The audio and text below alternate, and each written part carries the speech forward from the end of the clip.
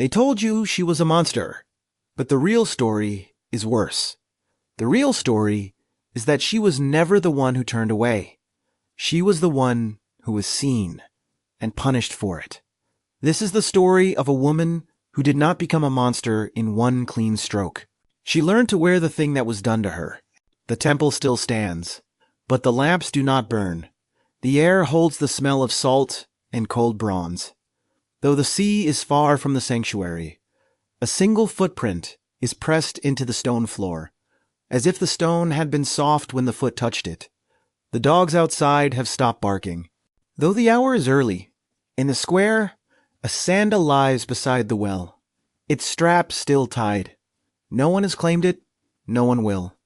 And if you keep listening, I will tell you what the mirror saw. So let the path carry you back. Back before the hero. Back before the curse. Back to a temple on the edge of the known world, where the first wrong thing was not a monster, but a door that should never have opened. Chapter 1. The Door That Opened.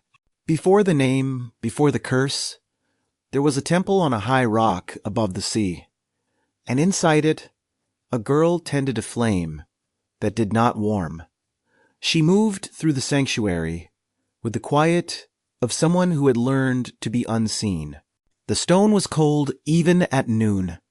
The air tasted of chalk and old offerings. She kept her head low, her hands steady, and the lamp burning. In that place, order was a form of prayer, and she prayed by never letting the flame fall. They called her Medusa, and she was not born to be remembered. She came from the long line of those who served the goddess Athena, and service meant forgetting the self. Each morning she washed the altar with water drawn before dawn.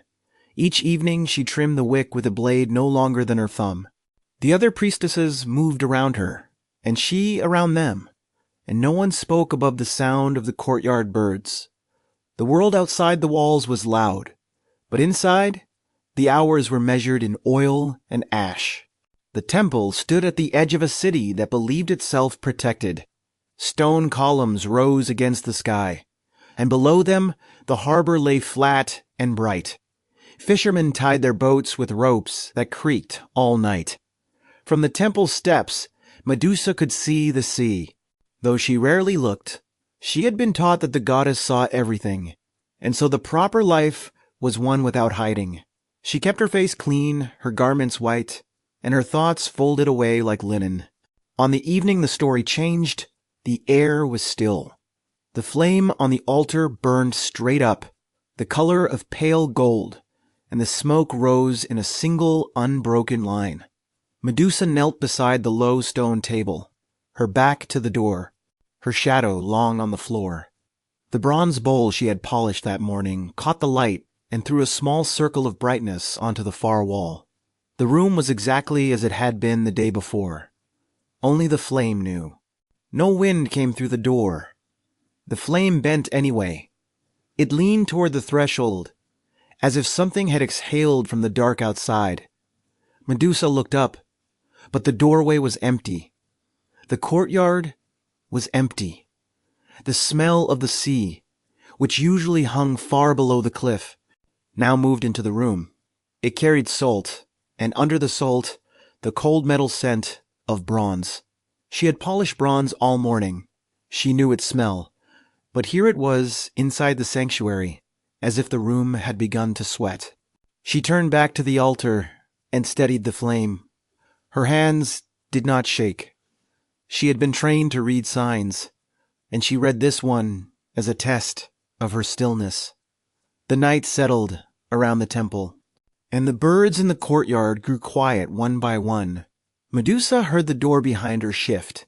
Though no hand touched it, the wood groaned as wood does when the cold finds it. She did not turn. The lamp burned with a small, hard point of light. Then he was there. She felt him before she saw him. A pressure at the edge of the room, a weight in the air that made the walls seem thinner. Poseidon did not enter through the door as a man enters. He arrived the way the tide arrives, filling the space before anyone thinks to run. Medusa remained kneeling. The flame stretched upward, and the smoke flattened, and the cold smell of the sea became the only thing she could breathe. What happened next happened quickly, and not cleanly. She did not scream. The stone floor was hard against her back. The oil lamp burned on. In the courtyard, the birds had stopped moving, and no one came. When he was gone, the room was colder than before. Medusa lay still, one hand thrown out toward the altar, her fingers touching the base of the flame. Her white peplos was torn at the shoulder. The bronze bowl had not moved. It still reflected the room. Afterward, the temple tried to return to itself. The other priestesses found her near dawn, awake and silent. They brought water and clean cloth. They did not ask what had happened. The sea was far below, and the door was closed. But the smell of salt and bronze stayed in the stone. The lamp had burned down to a shallow pool of oil. In the bronze bowl, the reflection of the room moved one breath later than the room itself, as if the bowl had been slow to notice her. Athena saw. She did not descend in fire or speak from the roof. She simply made herself known, the way a mirror does when you realize it has always been facing you. The priestesses lowered their heads. Medusa, still on the floor, lifted hers. She did not ask for help. She asked why the door had opened. The goddess said nothing. The flame guttered once, though no wind had entered, and in that single failing of the light, the room understood that what had been broken would not be mended. The days that followed were not days. The sun rose over the harbor, and the fishermen cast their nets, and the temple gates opened as they always had. But inside the sanctuary, the stone held the memory of what had occurred. Medusa moved through her duties with the same quiet hands, but the other priestesses no longer met her eyes. They did not say why. At night, the flame burned lower than it should, as if the oil had thinned with something that would not burn. She began to notice small things. The water in the basin before dawn was colder than the hour explained. The bronze bowl, when she polished it, was already warm, as if someone had held it just before she entered. Once, she found a fine layer of salt on the altar cloth. Though the temple was far from the sea and no one had brought salt inside, she did not speak of these things. She folded the cloth and placed it in the basket with the others. Athena did not come again, but Medusa felt her absence the way a room feels a covered mirror. The goddess had seen what happened, and in seeing, had made no move to stop it. That stillness became a second presence in the temple. The flame no longer straightened when Medusa knelt to tend it. It leaned away from her, not toward the door, as if the air around her had begun to behave differently. The smell of bronze and salt returned each evening, a little stronger. One morning she woke with a white streak in her hair. It ran from her left temple to the crown of her head, fine as a thread of cold glass. The other priestesses did not mention it. She bounded back with the rest and continued her work. The streak felt different under her fingers, smoother, harder, as if the hair had already decided to become something else. She told herself it was the strain of the weeks. She did not believe it. The first serpent came at night. She was sitting beside the altar, alone, watching the flame. A slow pressure moved across her scalp. Not painful, but insistent.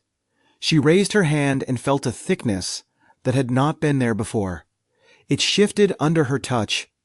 In the bronze bowl, her reflection was there, but the hair was wrong.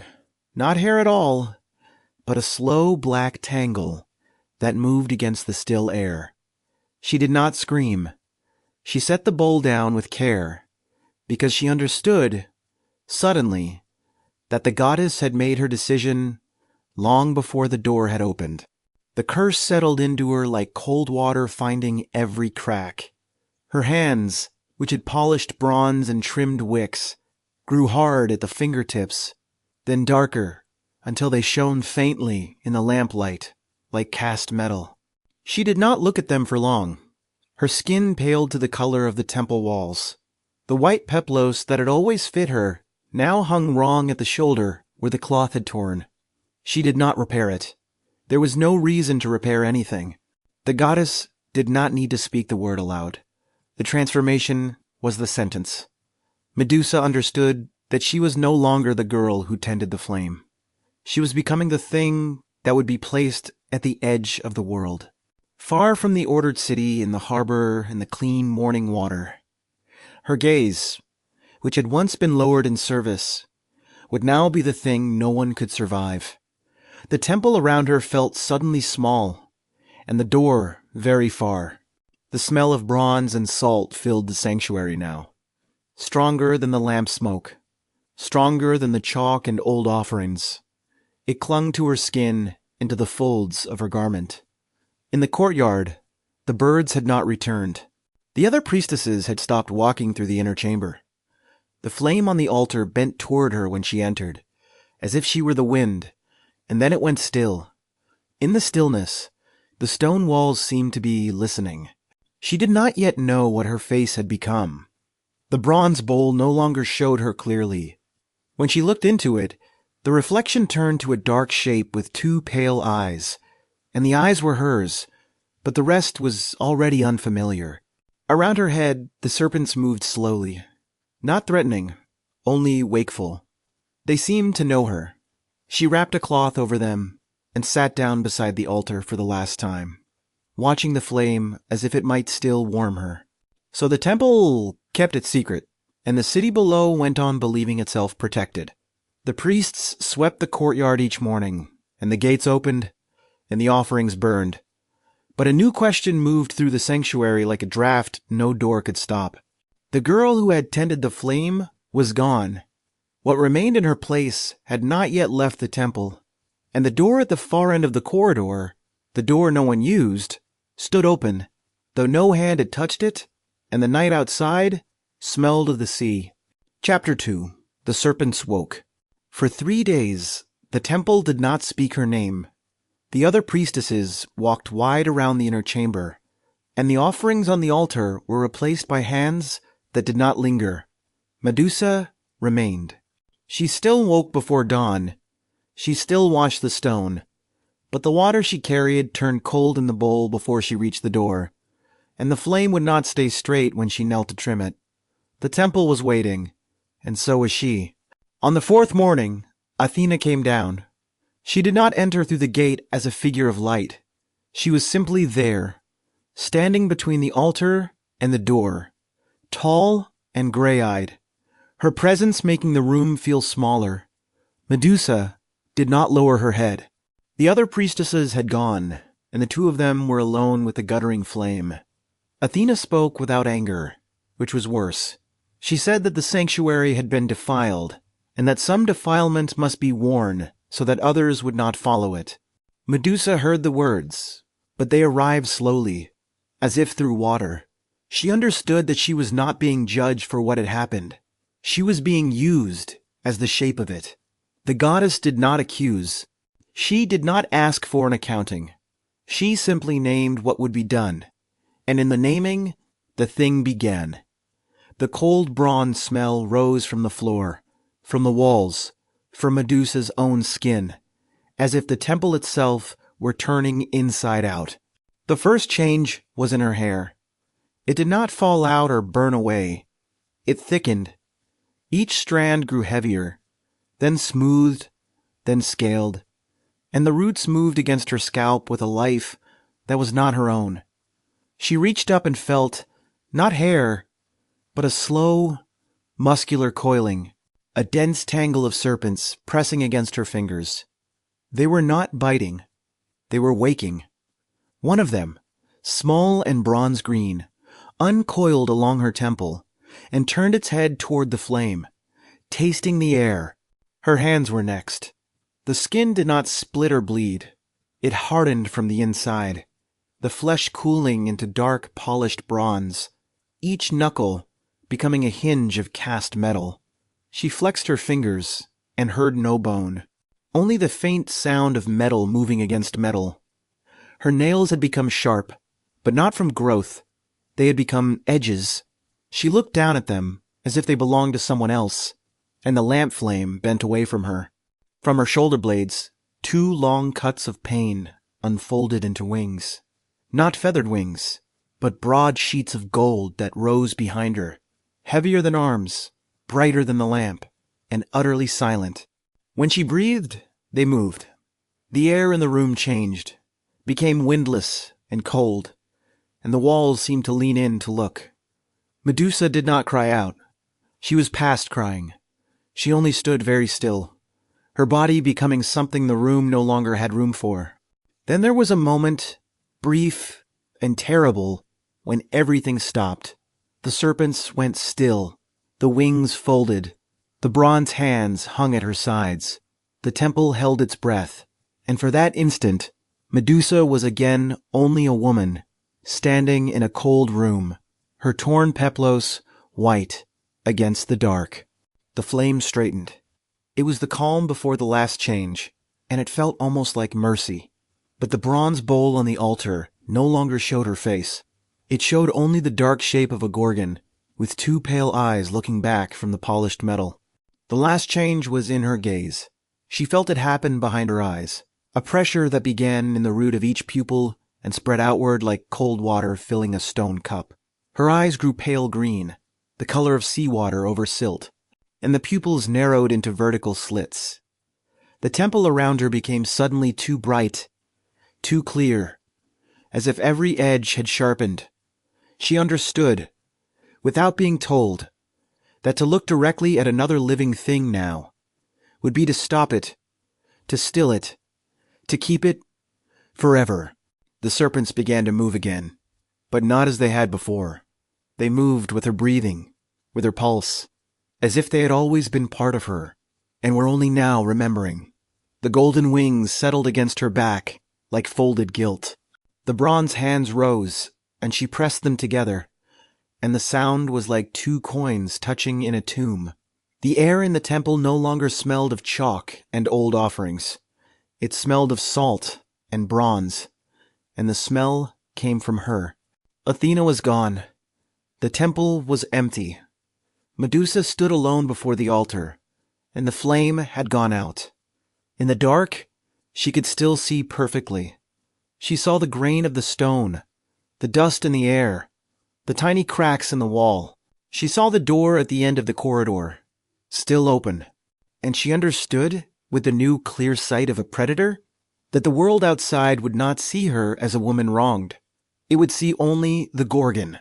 She understood that the old Medusa was gone. The thing in her place had not yet decided what it would do. She did not run from the temple. She walked. The door gave way before her, and the night air outside was warmer than the stone had been, but it did not warm her. The path down to the harbor was empty. The houses were dark. Far below, the sea lay flat and black, and she could hear the boats knocking against the docks. No one called out. No dog barked. The world was already learning to be silent around her. She walked west. She did not know why, only that the land pulled her toward its edge, where the sun went down and the known world frayed into water. The road became a track, then a path of packed salt and crushed shell. The olive trees grew twisted and low, then stopped altogether. The air turned cold, and the smell of bronze and salt no longer followed her. It moved with her, as if it came from inside her chest. The first living thing to look at her was a bird. It was a small gray bird, the kind that follows the cliff paths, and it turned its head as she passed. For one instant, its black eye met her pale green one. There was no sound, no struggle. The bird simply stopped. It stood on the rock, wings half open, eyes still bright, and did not move again. She reached out a bronze hand and touched it. The feathers were already hard, cold, and smooth as the temple floor. She left it there. The sea grew louder as she walked. The land fell away into jagged black cliffs, and below them the water churned white against the rocks. She found the cave before sunset, a wide mouth in the cliff face, its walls wet with spray, its floor scattered with the bones of birds and fish. It smelled of salt and old stone. She stepped inside, and the dark closed around her like a hand. She could still see. She would always see now. In the cave, she was not alone for long. They came at night. Her sisters. Though she had never had sisters before. Stethano and Euryale moved out of the dark with the slow, certain step of things that had always been there. They were like her, but not. Their skin was stone, their hair was serpents, and their eyes were yellow, not green. They did not speak. They only looked at her, and in their faces she saw what she would become. Not a woman punished, but a Gorgon remembered. She understood then that the story the temple told was only one layer. Beneath the priestess, beneath the violation, beneath Athena's judgment, there was something older. The sea had already marked her. The name Gorgon had waited in the blood long before the temple raised its walls. She had been born a daughter of Phorcys and Ceto, though no one had spoken it. And now the older truth had risen through her skin, not as a curse, but as a return. The cave became her place. The villagers below did not climb the cliffs. They had already begun to call the western headland the Gorgon's Rock. Fishermen would not cast nets beyond the point. They left small offerings at the base of the path. A clay cup, a handful of barley, a child's worn sandal, not to honor her, but to keep her away. The offerings stayed untouched. The smell of salt and bronze drifted down to the fields and settled into the earth like frost. There were nights when the serpents lay still around her head, and the wings folded against her back, and the sea sound filled the cave until she could almost forget. Almost. But in the tidal pool near the entrance, where the moon made a pale mirror, she saw not the Gorgon's face, but the old one. The priestess. Her white peplos torn, her eyes dark and human. The reflection was crying. No wind moved. The water did not ripple. The old face only watched her, as if it were the last thing left that would. So the question that had seemed closed now opened again. She was the Gorgon. The gaze killed, the hair coiled, the wings hung heavy and bright. But the hands that had once trimmed a lamp wick still remembered the shape of the blade. The woman was not erased. She was buried inside the monster, like a face behind glass. And the monster wore her body the way a temple wears a god. The answer was not one thing. It was two, pressed together until both were true. And if both were true, then the next question was harder. What does the world do with a creature that is both victim and weapon? The priests below had already decided. They would not look. The goddess had decided she would wear the face as a shield. Only the creature herself had not decided. And so she sat at the edge of the world, with the sea below and the cave at her back, and waited for the world to decide for her. The waiting was the beginning of the reign of terror. It would not be long. Chapter 3. The waiting was the terror. The western edge of the world did not welcome her. It had no use for another exile. The cliffs were black and wet, the sea below them gray as old iron. In the cave, the sound of water never stopped, and the salt air worked its way into everything. She learned the shape of the dark by touch, though she no longer needed light. Her eyes saw clearly now, even where no lamp had ever burned. The cave became a body around her, cold and breathing. Outside, the land had already begun to change. The grass near the cliff edge grew pale and brittle. Not from drought, but from something else. The soil held the smell of bronze after rain. Birds that nested in the rocks above the cave abandoned their eggs. Fishermen who once passed the headland now gave it a wide berth, and no one could say exactly why. The world was drawing a boundary around her, and she could feel it closing like a slow eyelid. The first stone figure appeared before the first winter ended. A man from the village below had climbed the path with a torch and a spear, either brave or drunk. He never returned. His brother found him standing 10 paces from the cave mouth, 1 foot forward, his spear raised, his face turned to the side. The torch had fallen and burned out. The brother reached out and touched his shoulder. The shoulder was cold and smooth as the temple floor. After that, the village learned to look away. They did not speak Medusa's name, because a name was a form of looking. They said, "The woman on the rock," or "the one who waits." They kept their children indoors after dusk. They put small offerings at the bottom of the path: barley, salt, a clay lamp with no oil. They did not believe these gifts would please her. They believed they would keep her from coming down. The gifts were not kindness. They were a door held shut with tokens. The petrified field grew slowly, one figure at a time. Some were travelers who had lost their way and climbed toward the cave thinking it shelter. Some were soldiers sent by men who did not believe the stories. Some were women from the village who had been sent out as punishment, though no one admitted it. Each figure stood where the gaze had caught them, in a posture of turning away, as if every one of them had understood at the last moment that the only mercy was not to look. The cave itself remained dark, and the creature inside it was rarely seen. The villagers who had glimpsed her described a shape, never a face. They spoke of wings folded like bronze, of a mass of serpents moving against the stone, of a hand that caught the moonlight and threw it back. No one had ever seen her fully.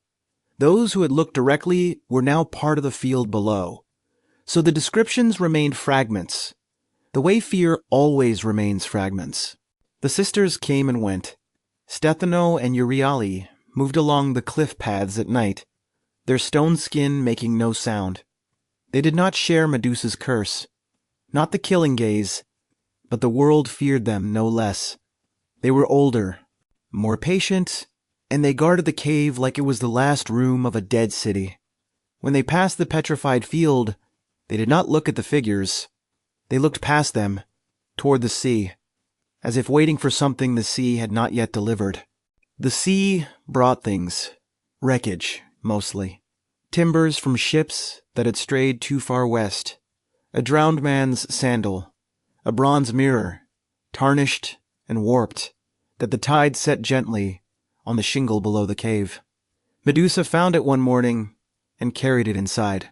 She did not need a mirror to know what she was, but she kept it, polished it with her bronze fingers, and set it on a shelf of rock where the faint light from the cave mouth could reach it. No reflection came.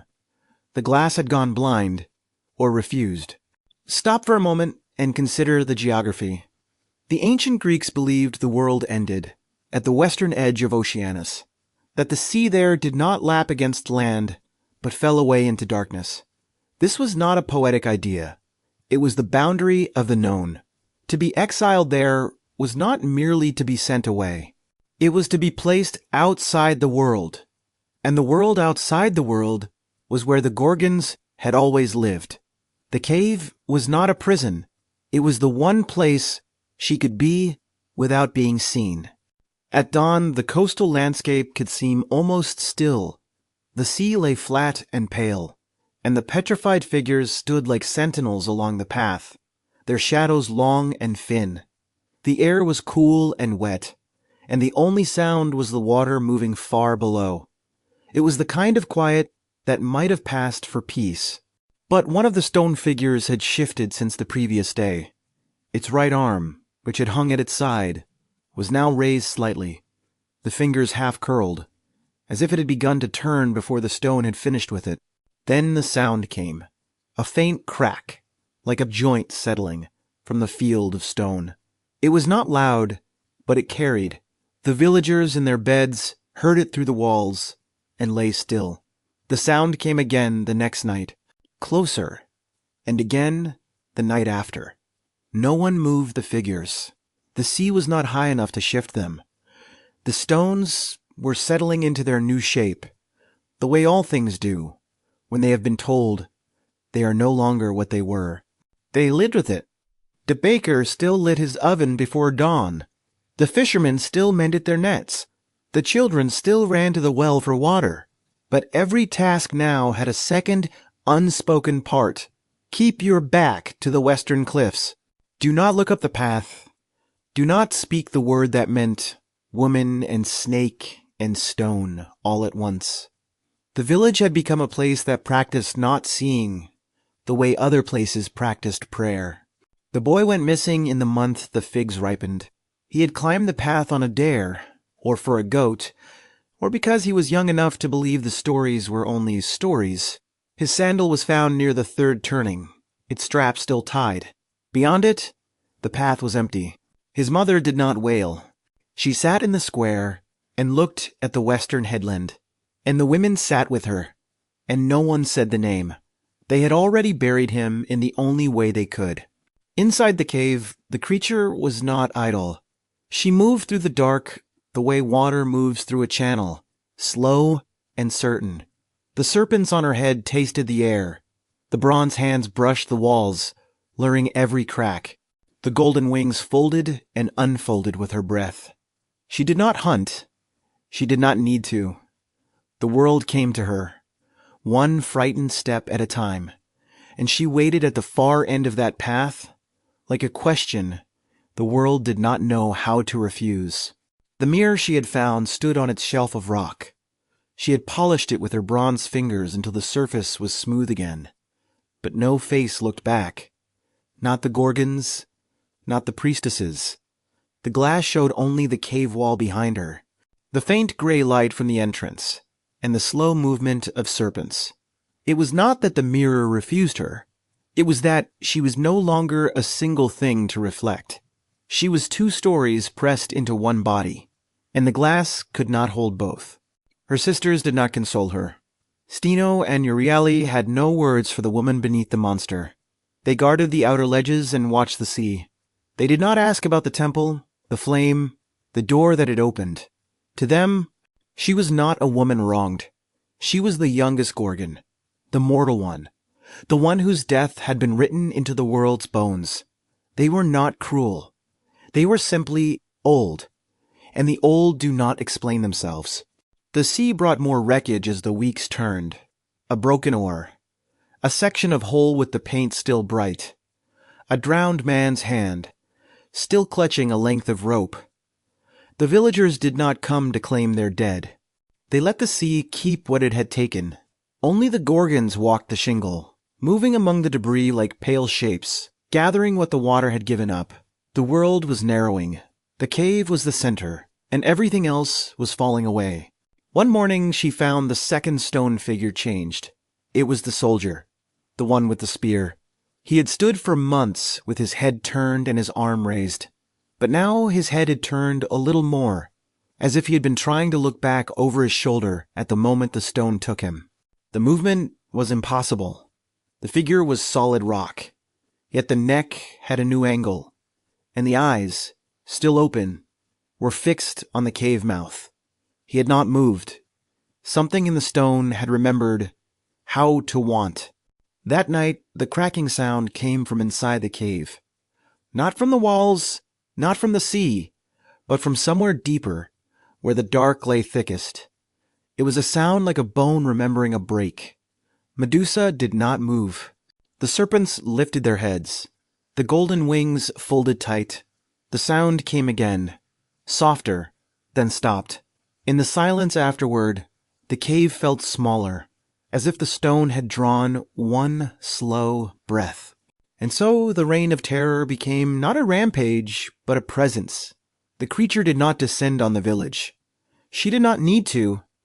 Her shadow lay over the fields, the path, the water, the sleet of every child. The world below had stopped asking what she was.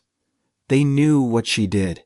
The petrified field grew, and the sound of stone cracking became the night's own clock.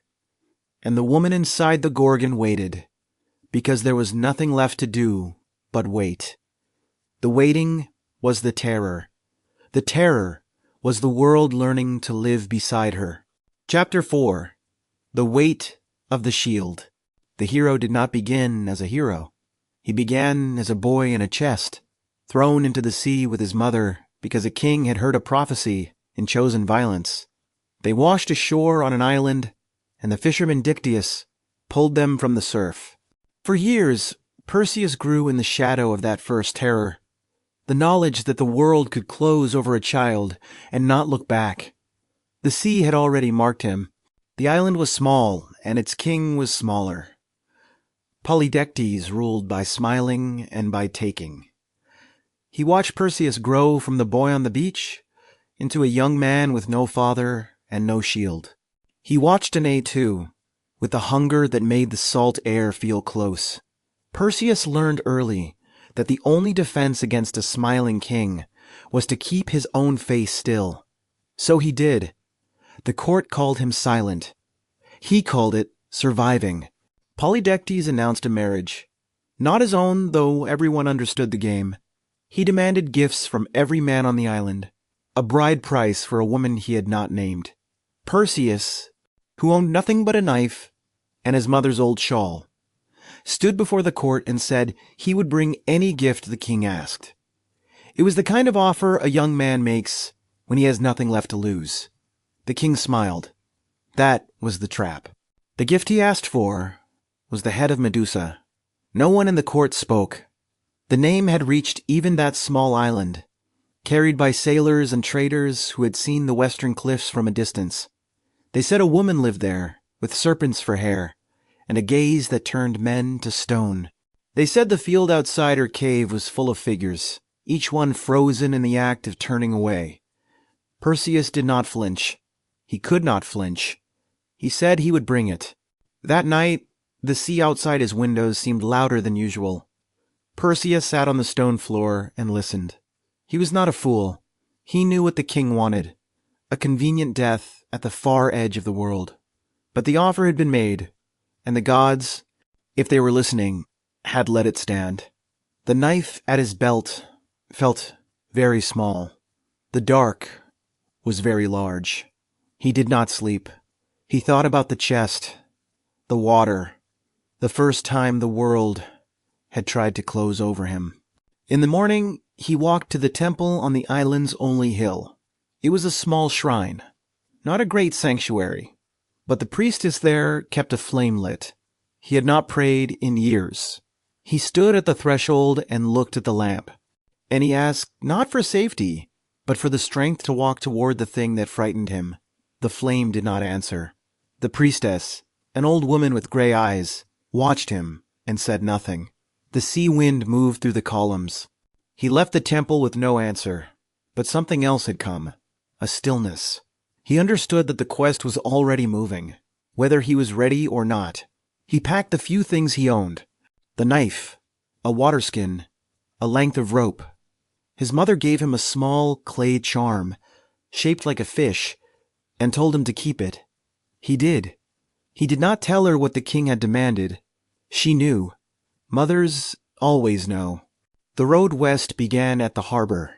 Fishermen would not take him past the headland, but they would carry him as far as the last island. From there, he walked. The land grew stonier, the villages fewer. People looked at him with the wariness of those who recognized a death errand. They did not offer bread. They did not ask where he was going.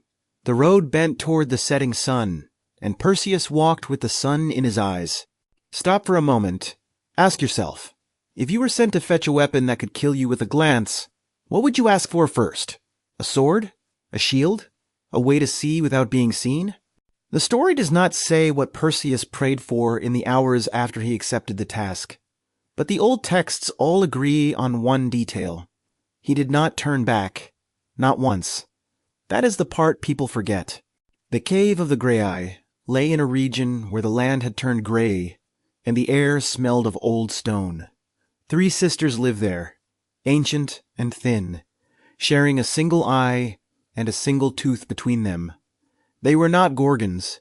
They were not monsters. They were keepers of the way, and the way had a price. Perseus found their cave by the sound of their breathing, which was like dry leaves moving in a jar. He waited outside until the moon rose, because he needed what they had. Inside the cave, the 3 sisters sat in a loose circle, passing the eye between them like a stone too hot to hold. Perseus watched from the dark until one of them reached to take it, and then he moved. His hand closed around the eye, still warm, still wet. The sisters froze. They knew what a man would do for a direction. They gave him the path to the nymphs. He gave back the eye. Not from kindness, from need. The nymphs were not what the stories said. They lived in a place where the light came through leaves the color of new bronze, and the ground was soft with moss. They did not ask his name. They gave him 3 things: winged sandals that stirred the air, a pouch that could hold what should not be held, and the helm of darkness that made the wearer a hole in the world. Each gift was given without ceremony. Each gift was a death sentence made easier to carry. That night, Perseus slept without dreaming.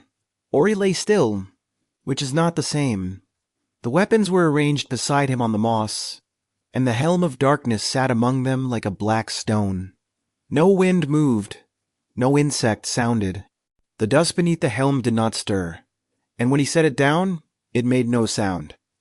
The ground where it rested seemed to have stopped breathing. He noticed this and turned away. The mind will not always look at what it has accepted. Athena came in the hour before dawn. She did not announce herself. She was simply standing at the edge of the camp, tall and gray-eyed, holding a polished bronze shield. Perseus rose. She held the shield out, and for a moment he saw himself in its surface. Not the camp, not the trees, only his own face. Then his reflection blinked, a breath after he did. The shield was polished to a mirror, but the mirror was already awake. Hermes came with the sickle. It was not a sword. It was a short, curved blade of adamantine, cold to the touch, and it seemed to gather the faint light around it. Perseus took it and felt its weight settle into his arm. The plan was not complicated. The shield would let him see her without looking. The helm would let him pass unseen. The sandals would carry him out again. The sickle would do the rest. All he needed was to find her sleeping. He left the nymphs' grove as the sun rose. The land changed quickly. The green fell away, and the ground grew pale and cracked. The air turned thinner, colder, and carried the first salt taste of the western sea. The road became a track, then a path of packed stone. Birds no longer crossed the sky. The world was emptying itself of life, and every step toward the Gorgon was already a step inside her shadow. On the last ridge, he stopped. Below him, the western edge of the world opened like a wound. Black cliffs fell into a gray sea, and against the farthest cliff, a dark mouth opened. The cave. The petrified field lay before it, pale shapes in the dim air. Some stood, some had fallen. All of them were turned away. Perseus did not look at the cave for long. He sat down on the ridge and waited for night. There would be no other night like this. He checked the weapons in the dark. The sandals were light on his feet. The helm fit close over his skull. The sickle lay in his hand as if it had been made for him. The shield he kept at his side, face down. He did not want to see what it reflected now. He thought of the chest, the sea, the king's smile. He thought of his mother. Then he stopped thinking. The waiting was over. The descent was next.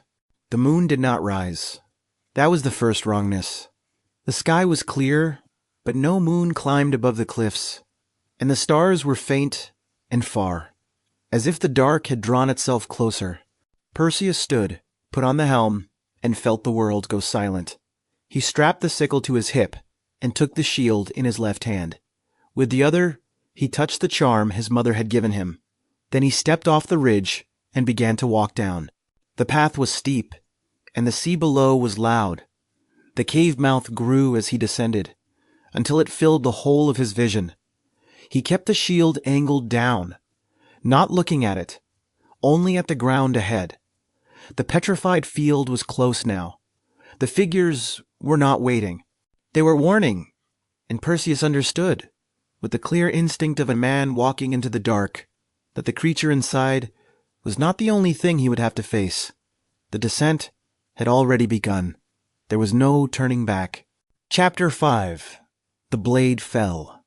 The path ended at the edge of the petrified field. Perseus stood where the stone figures began, the helm of darkness heavy on his head, the bronze shield cold in his hand. Up close, the figures were not monuments. They were men and women caught mid-motion, their mouths open, their eyes averted. Some had fallen, arms broken off at the shoulder. The air smelled of wet stone and salt. He did not touch them. He had seen enough. The cave mouth opened beyond the field, a black slit in the black cliff. The sea below was loud, but the cave itself was silent. Perseus moved forward, the winged sandals stirring the dust with each step. The dark closed over him like water. He kept the shield angled low, not yet looking into it, only feeling the ground underfoot. The sound of the sea faded, replaced by the sound of his own breathing, too loud in the narrow space. The passage was long and low. The walls were wet, and the air grew colder, heavier, as if the stone had been holding its breath for centuries. Perseus moved slowly, one hand on the wall, the sickle ready. The stench of bronze and salt was thick enough to taste. He had smelled the sea his whole life, but this was different. A cold, metallic presence that seemed to coat his tongue and lungs. It was the smell of the Gorgon's lair, and it was alive. The passage opened into a wide chamber. Faint light came from somewhere above, a pale seam in the rock. The floor was scattered with bones, not human, but birds and fish, and the ribcage of something larger. In the center of the chamber, 3 shapes lay on the stone. They were not sleeping like animals. They were arranged side by side, their heads turned from the light. The serpents on their scalps moved faintly, as if dreaming. Perseus stopped. He had found them. The sisters were monstrous, but not in the way the stories said. They were stone-colored and still, their bronze hands crossed on their chests. Steno and Euryale lay nearest the entrance, their yellow eyes shut. Medusa lay farther back, her golden wings folded under her hair a slow mass of serpents. Even in sleep she seemed aware. Her lips were slightly parted, and her breath made no sound. Perseus did not look at her face. He looked at the shield. The shield reflected the chamber, but not as he expected. The stone walls were there, the bone floor, the 3 sleeping forms. But Medusa's reflection was brighter than the others, as if the light gathered around her. Her face was not the horror he had been told to expect. It was a woman's face, pale and still, with the serpents moving slowly around her head like dark water. In the polished bronze, she looked almost peaceful. Almost. That was the danger. He took a step closer. The sandals made no sound. The helm of darkness wrapped him in silence. The sickle was in his right hand now, its curved edge cold. He kept his eyes on the shield, not on the creature. The reflection moved with his step, and for one terrible moment, he thought her eyes had opened. They had not, but the serpents had turned toward him, their small tongues testing the air. They knew something was in the chamber, even if their mistress did not. The chamber was wide enough for a fight, but there would be no fight. That was not the plan. The plan was a single stroke. Perseus moved toward the far wall, where Medusa lay apart from her sisters. The winged sandals lifted him over a scatter of bones. The shield stayed level. In its surface, the Gorgon's face remained still, her breathing so shallow that she might have been carved from the same stone as the floor. He raised the sickle. The ceiling opened high above, and a shaft of pale light fell across the chamber. It touched the stone wall, the bone floor, the edge of Medusa's folded wing. The light was gray, almost colorless, and it made the chamber feel like a tomb. Perseus counted his own breaths. 4 steps to her. 3. The serpents were still, but their eyes were open now, small and bright. They saw the helm of darkness as a hole in the world, and they watched it. The light from above changed. A cloud passed over the unseen opening, and the chamber dimmed. In the dark, the bronze shield seemed to burn. Perseus saw the reflection of Medusa stir, not wake, but shift, as if some part of her had felt the shadow cross the floor. The serpents lifted their heads. The golden wings tensed. He did not wait. He could not wait. He crossed the last distance and brought the sickle down. The blade met her neck, and the world went white. There was no sound, or the sound was everything. The sea, the stone, the serpents hissing, the sudden rush of air. Perseus felt the shock run up his arm. The shield flew from his hand and clattered against the wall, its bronze ringing. He did not look. He shut his eyes and pulled the sickle free, and the body fell forward, wings folding, serpents thrashing against the stone. Warm blood struck his arm, his cheek, and where it touched, it burned cold. The sisters woke. Stephanos screamed, a sound like a bronze door torn from its hinges. Uriel was already on her feet, yellow eyes blazing. Perseus did not look. He found the shield by sound, grabbed it, and ran. The helm kept him hidden, but the sisters did not need to see him. They followed the smell of their sister's blood. He did not look back. He could not. The chamber was filling with sound, with fury, with the knowledge that the mortal Gorgon was dead. He reached the passage and ran. The walls were too close, the floor uneven. The shield was heavy in his hand, and something heavier was in the pouch at his side. The head of Medusa. He had not looked at it, but he could feel its weight, and he could hear the faint rustle of serpents still moving inside the cabesus. The sound made his skin crawl. Behind him, the sisters were coming, their stone feet pounding the rock. He ran faster. The cave mouth appeared, a gray gap in the black. Perseus burst into the open air and the moonless night. The petrified field lay before him, pale and still. He did not stop. The winged sandals lifted him over the stones. Behind him, the sisters reached the cave mouth and screamed into the dark. But they did not follow. The mortal Gorgon was dead, and they were immortal, and they would live forever with the sound of her death. That was their curse. He stopped at the edge of the petrified field and forced himself to breathe. The cave mouth behind him was a wound in the cliff. He did not turn. The shield lay in his hand, and he lifted it slowly, angling it so the chamber beyond the entrance came into view. The sisters had gone back inside, their cries now low and broken. On the cave floor, where Medusa had fallen, something was stirring. Not her. Something new. From the place where the head had been, two shapes rose out of the dark air. The first was a horse, white as sea foam, with wings that beat once and filled the cave with wind. The second was a man, broad-shouldered, holding a golden sword, Pegasus and Chrysor. The horse turned toward the cave mouth, and the man followed, neither of them looking back. They passed through the opening and into the night, and the air outside grew colder as they climbed toward the hidden stars. Perseus lowered the shield. His arm shook. The head in the pouch at his side felt heavier now, as if it had grown with the birth. The serpents inside the cabesus were still moving, a faint rustle like dry grass. He did not look at the pouch. He knew that even severed, the gaze had not dimmed. The head was not dead.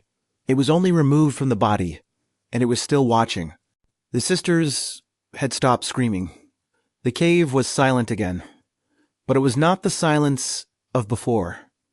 It was the silence of something left behind that would not forget. Perseus began to walk, the winged sandals lifting him over the fallen stones. The petrified field was pale under the starless sky. He did not look at the figures. He did not look at the cave. He looked only at the path ahead, and the path was long. The night stretched on. The western edge fell away behind him, and the land rose into low hills.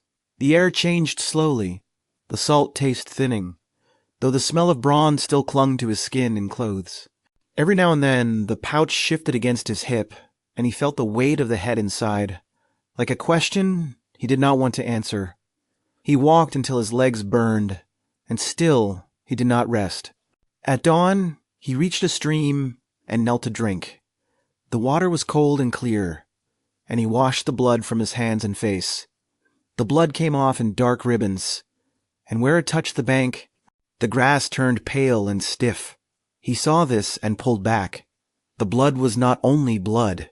He knew then that the head in the pouch was not a trophy. It was a weapon, and it would not let him forget what he had done. He crossed the stream and kept moving east. The sun rose, but it did not warm him.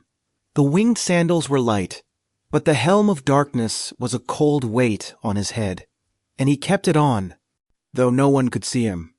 In the pouch, the serpents had grown quiet. That was worse. The quiet felt like listening. He did not know if the head could hear him, or if it was waiting, but he did not speak. By midday, he stopped under a stunted tree and sat with his back against the trunk. The shield lay across his knees, face down. He had not looked into it since the cave. He was afraid of what it might show now. The chamber, the body, the two figures rising. But he was more afraid of the pouch, so he kept the shield close and the pouch closer, and he let his eyes close for only a moment. The dream came fast. He was back in the chest, the sea above him, his mother's arms around him. The wood was thin, and the water was pressing in. Then the chest opened, and instead of sky, he saw a face framed by serpents, pale and still, and the eyes were opening. He woke with a gasp. The pouch had not moved. The serpents were still, but the air around him smelled of bronze and salt, fresh and strong, as if the sea had followed him inland. He understood then that the head did not need to be seen to make itself known. It was already changing the space around it. The smell was not memory. It was presence. He stood, tightened the pouch, and began to walk again. The road east was empty, but he was not alone. He would never be alone again. The Gorgon's head was with him, and it was not silent. It was only waiting to be used. The land became familiar. Olive trees, stone walls, the first white houses of the island's outer farms. He had traveled this road before, but not as the man walking now. The villagers did not see him, for the helm still hid him. But dogs barked at the air as he passed, and a child looked up from a doorway with wide eyes. The child could not see him, but it knew something was there. Children always know. He came to the harbor at dusk. The fishing boats were in, and the men were mending their nets. He stood at the edge of the water, hidden, watching the lights of the island. The head in the pouch was quiet now, but its weight had not lessened. He thought of the king's smile. He thought of his mother. He thought of the two figures rising from the cave floor, one white and winged, one bearing a golden sword. The story had already moved beyond him. The hero had done what he was sent to do. The Gorgon was dead, and her head was in his keeping. But nothing about the world felt safer. The blood on his hands had changed the grass. The birth in the cave had changed the sky. And the smell of bronze and salt, which he had first tasted in the temple, now lived in his own breath. He was no longer only a hero. He was a carrier of the thing he had killed. So the confrontation ended not with victory, but with a burden. The descent had brought him to the creature, and the creature had given him more than he could carry. The head was not a trophy. It was a seed. What grew from it would shape the rest of his life, and the life of every place he passed through. The climax was over. The aftermath had already begun, and the bloodline was waking. Chapter 6. The bloodline scattered. The hero did not return to the island as the same man who had left it. The sea was the same, gray and patient, and the boats still knocked against the docks, but the weight at his side had changed the shape of the world. He kept the cabeces close, its mouth tight shut. The head inside was silent now, but not still. He could feel it through the leather, a presence like a stone that had not finished cooling. The first place he passed was a village on the coast. The people there had heard of the Gorgon, and they had seen the western sky change after the blade fell. They did not welcome him. They left water and bread by the road and stood far back, their faces turned away. Perseus did not blame them. He had not looked at the head, but he knew what it made of the air around him. The smell of bronze and salt moved with him like a second shadow. The power of the head became a rumor before he reached the next town.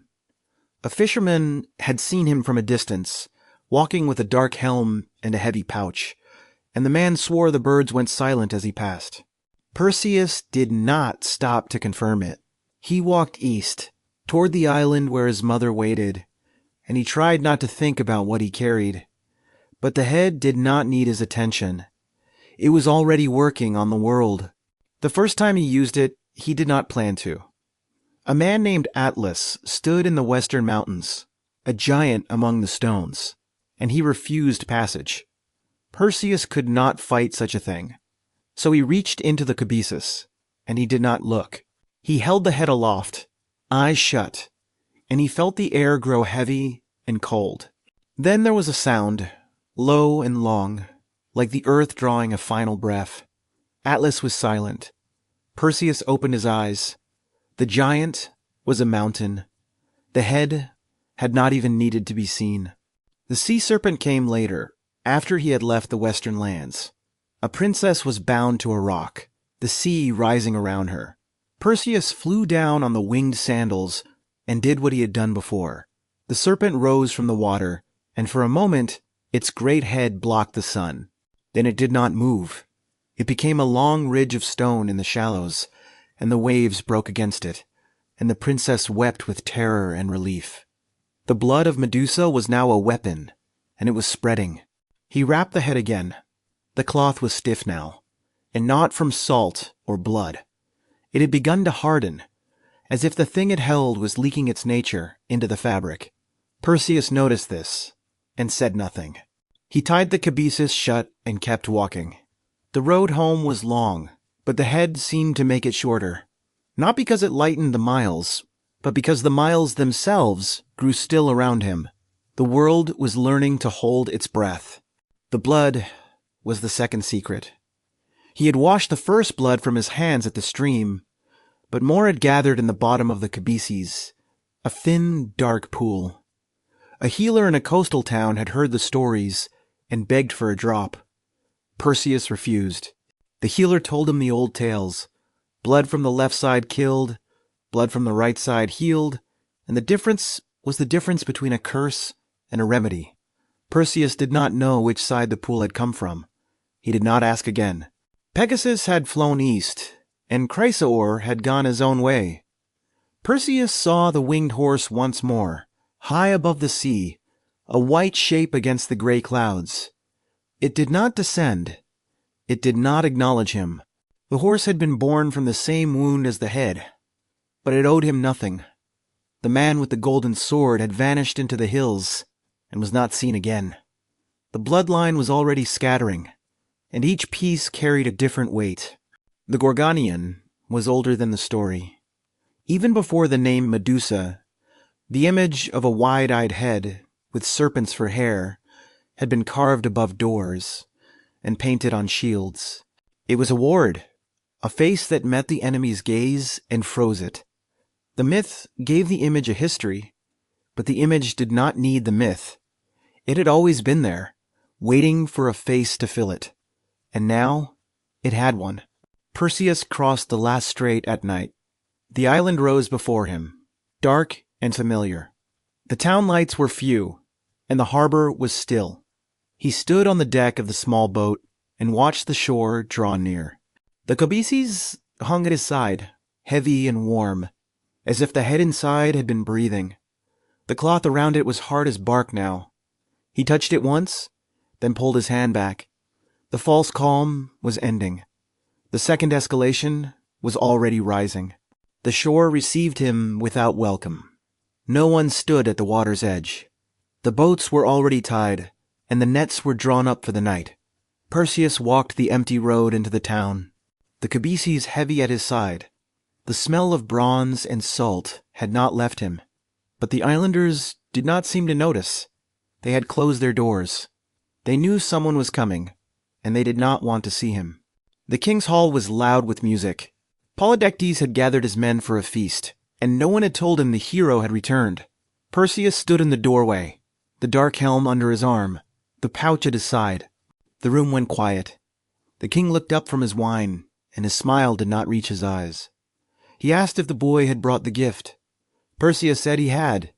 The fire in the hearth bent away from him. He did not give them time to turn.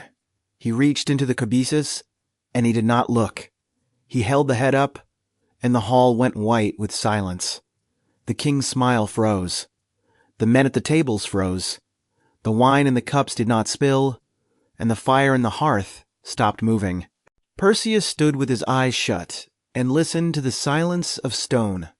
When he opened them, the hall was a room of statues, and the king was at their center, one hand still raised in a toast he would never finish. The island did not mourn Polydectes. The people had lived under his smile for too long. They saw the stone figures in the hall and understood what had happened, and they did not ask Perseus to undo it. He left the hall and walked to the house where his mother had waited. She met him at the door and did not ask about the blood on his hands. She only held him. The cabeces hung between them, still warm. Dictys, the fisherman who had pulled him from the sea, was made king in the days that followed. The island slowly returned to itself. But Perseus did not stay. He could not. The head was still with him, and its presence made every room feel smaller. He gave the cabeces to Athena, or he meant to. The goddess was already waiting at the temple when he arrived. She took the head without a word and held it before her, and her face was not kind. Athena placed the head on her aegis, at the center of the shield that had saved him. The Gorgonian looked out from the bronze, and it did not blink. Perseus understood then that the head had not been his victory. It had been her weapon from the beginning. The shield, the mirror, the blade, they had all been hers. Even the hero had been hers. The story had moved through him, and it had not stopped. The Argive mound came later. The head was buried beneath the agora, or so the old writers said. A mound of earth and stone covered it, and no one looked inside. The city placed no marker. The ground was flat and walked over. But the sound of stone cracking, faint and patient, could be heard at night by those who listened. The head was not dead. It was only waiting under the stones, where the road never ended. The blood left its own trail. The dark pool from the cabesus had dried, but its memory remained. Healers spoke of a medicine that could raise the dead, and of a poison that could still the heart. They did not know which was which. The difference had been lost. The bloodline was not a line but a scatter.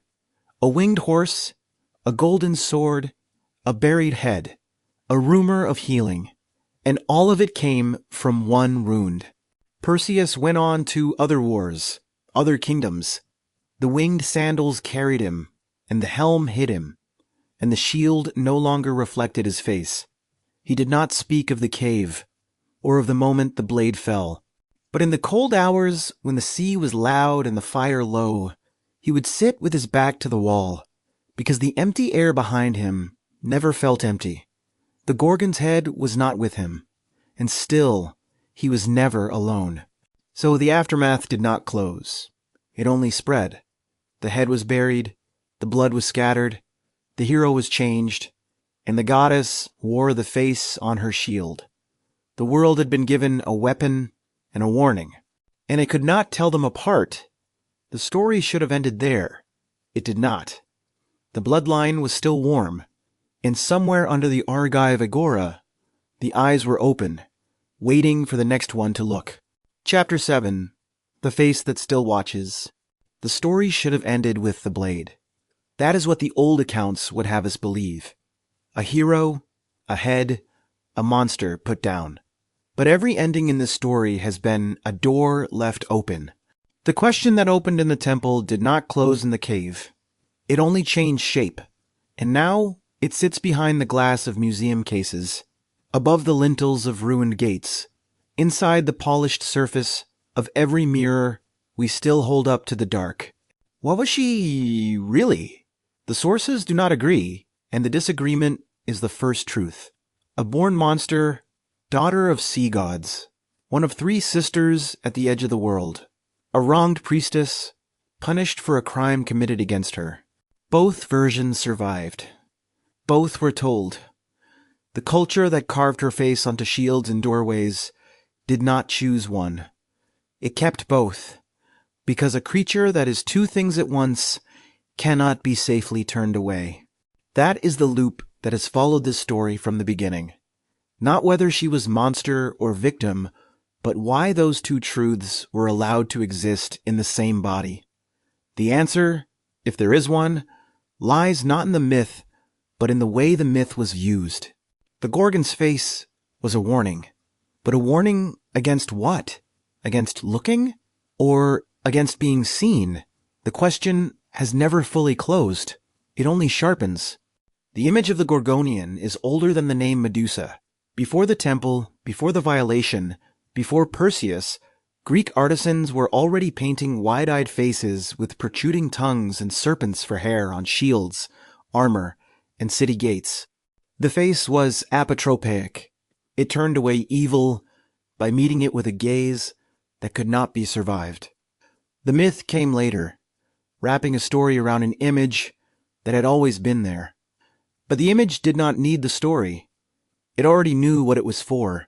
Archaeologists have found the Gorgonian on coins from Etruria, on temple pediments in Sicily, on the breastplates of Macedonian soldiers, on the thresholds of private homes.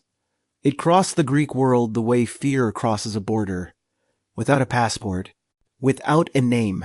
The face is always similar. Wide eyes, open mouth, tongue extended, serpents coiling around the head. The eyes are always the center. They are never closed. The eyes were not meant to comfort.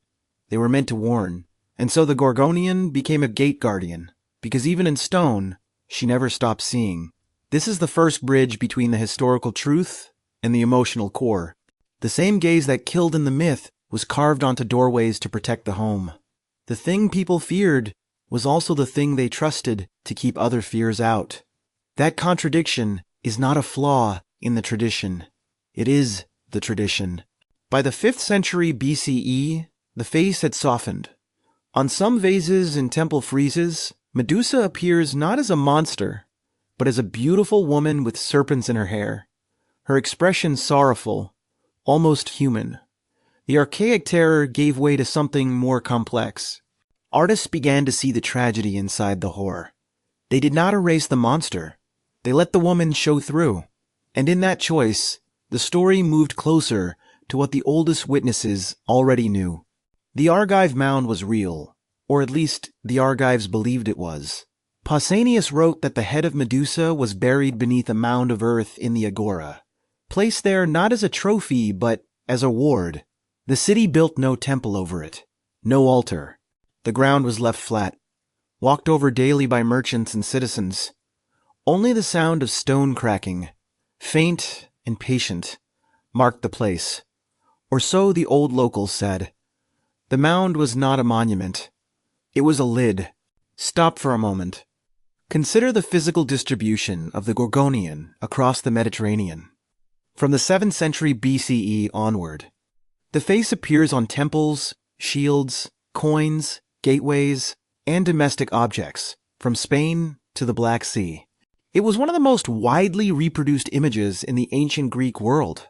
No single myth, however popular, explains that reach. The image moved because it worked. People believed it would protect them.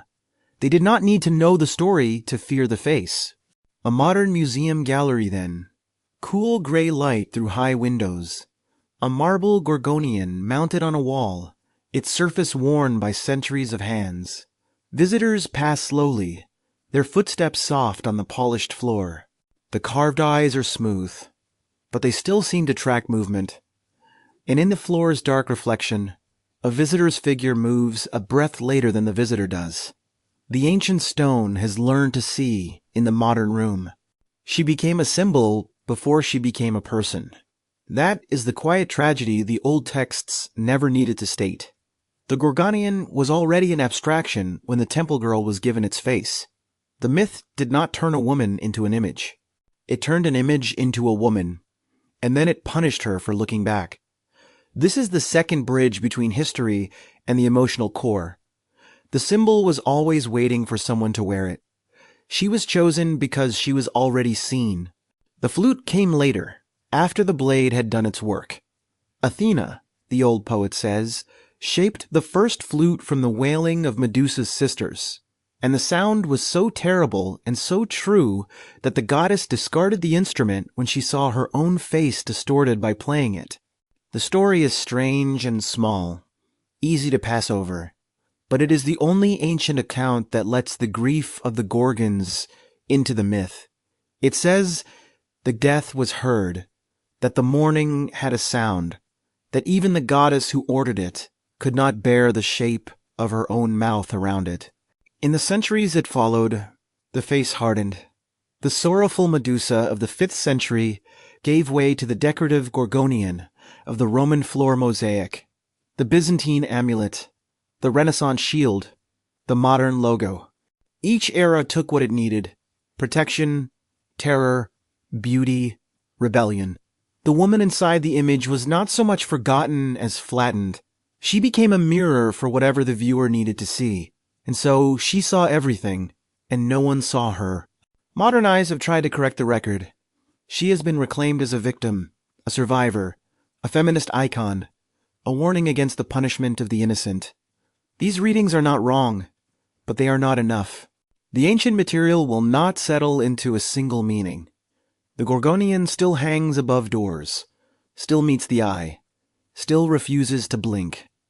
The story is not a case to be solved. It is a presence to be lived beside, and it is still here. Consider the physical properties of reflective surfaces: bronze, still water, polished stone, glass. They do not create what they show.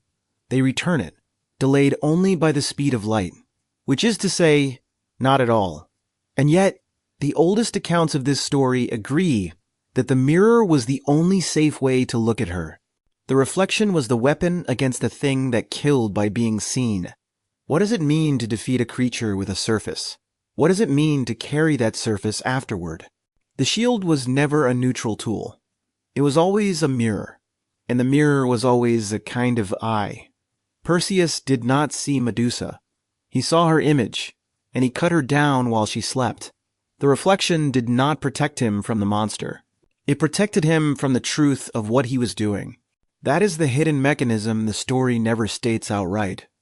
The mirror was not a shield against her gaze. It was a screen between the hero and the woman he came to kill. And the mirror was given to him by the goddess who had already looked away once. Athena knew. She had always known. She knew when the door opened, and she knew when the curse was spoken, and she knew when the hero was chosen. The goddess who punished Medusa for being seen in her temple later placed the same face at the center of her own shield, where it would look out at every enemy. The transformation was never about punishment. It was about acquisition. The thing the goddess could not stop seeing, she turned into a weapon that could not be survived. And the hero was only the hand that delivered it. The macro loop closes here, though the story does not. You were told at the beginning that the real story was worse. The real story was that she was never the one being watched. You were, and now the shape of that watching is clear. The Gorgon's gaze was never her own. It was the mirror Athena polished, the shield Perseus carried, the image the Greeks painted above their doors. The petrifying gaze was never Medusa's weapon. It was the mirror that made her safe to kill, and the face that made the mirror necessary. She was not a monster. She was a woman who learned to wait inside the image they made of her. The blood was poison and medicine. The head was a weapon and a ward. The myth was a warning and an excuse. All of these things are true at once. That is why the story has never ended. It is not a story about a creature that was killed. It is a story about a gaze that was harvested, and the harvest never stopped. So the next time you pass a polished window at night, or see a face reflected in dark water, or look up at a carved stone head above an old doorway, remember what you are actually seeing. The mirror has never been empty. The image has never been idle. Somewhere under the Argive agora, the eyes are open. Somewhere on Athena's shield, the face is still looking out. And somewhere in the glass before you, the Gorgon is waiting to see if you will look back.